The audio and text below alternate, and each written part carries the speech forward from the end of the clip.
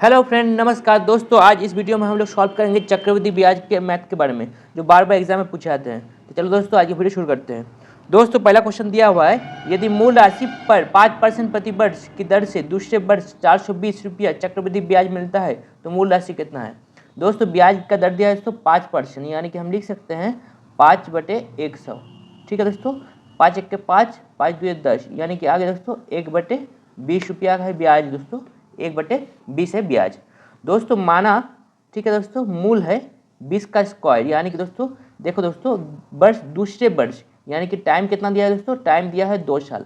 दूसरे वर्ष यानी कि दोस्तों 2 वर्ष का टाइम दिया है। ठीक है, तो माना दोस्तों हम लोग का मूलधन है कितना दोस्तों, 20 का स्क्वायर। 20 का स्क्वायर यानी कि दोस्तों हम 400 रुपया हो गया मूलधन।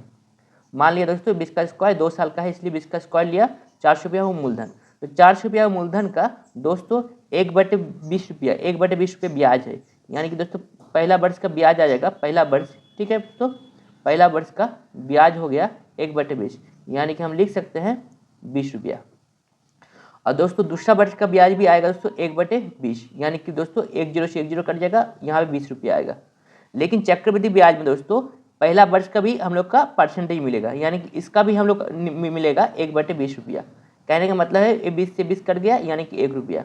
तो दोस्तों दूसरा सेकंड वर्ष से 20 रुपया आया और पहला वर्ष से 1 रुपया आया, यानी कि हम लोग का CI आ गया, चक्रवृद्धि ब्याज आ गया दोस्तों 20 + 1 21 रुपया।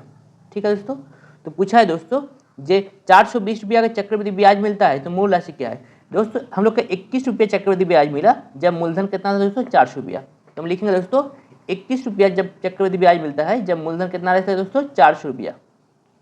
1 रुपया हम लोग का चक्रवृद्धि ब्याज मिलता है जब मूलधन रहता है दोस्तों हम लोग का 21, और कितना दोस्तों 420 रुपया हम लोग का चक्रवृद्धि ब्याज मिला, तो मूलधन कितना होगा दोस्तों, भाग कर देंगे, 1 कुछ दिए 42, यानी कि आ गया दोस्तों 4 × 8 8 1 2 3 8,000 रुपया आ गया हम लोग का।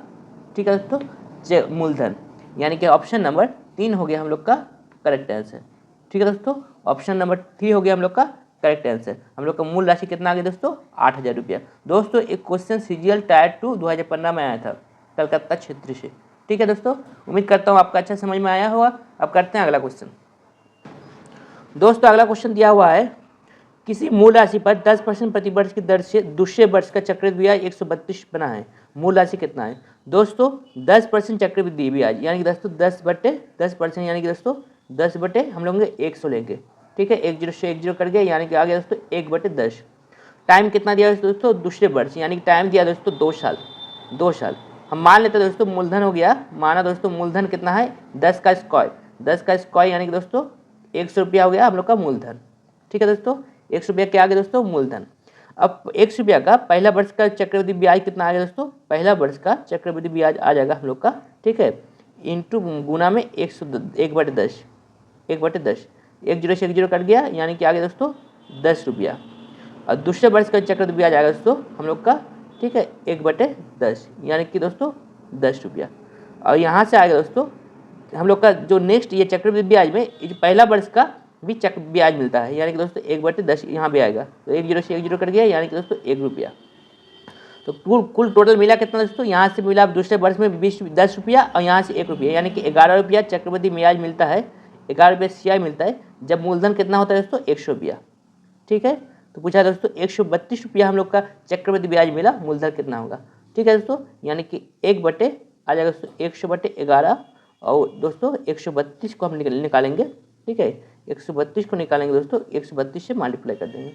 ठीक है, 11 के 11, 11 2 22, यानी कि दोस्तों 12 गुना 100, यानी कि 1200 रुपया। तो हम कह सकते हैं हम लोग का मूलधन हो गया दोस्तों 1200 रुपया। ऑप्शन नंबर 3 हो गया हम लोग का करेक्ट आंसर। ठीक है दोस्तों, उम्मीद करता हूँ आपको ये मैथ अच्छे से समझ में आया होगा। दोस्तों चैनल को सब्सक्राइब कर दीजिए, बेल आइकन प्रेस कर दीजिए ताकि पल पल नोटिफिकेशन आपके पास आते रहे। आज तक इतना ही, अब मिलते हैं नेक्स्ट वीडियो में। जय हिंद, जय भारत।